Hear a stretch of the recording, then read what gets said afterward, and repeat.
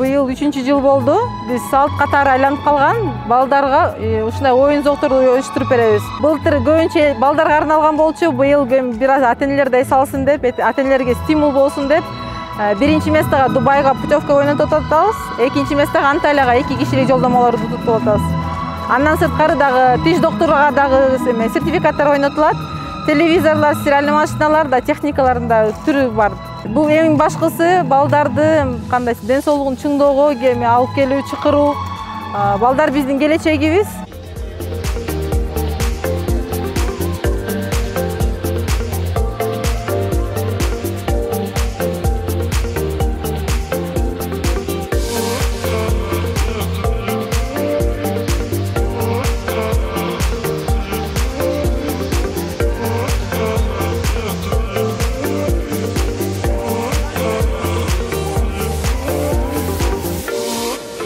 Бүгүн ошол уюштурулуп аткан немеге келдик, кечеге.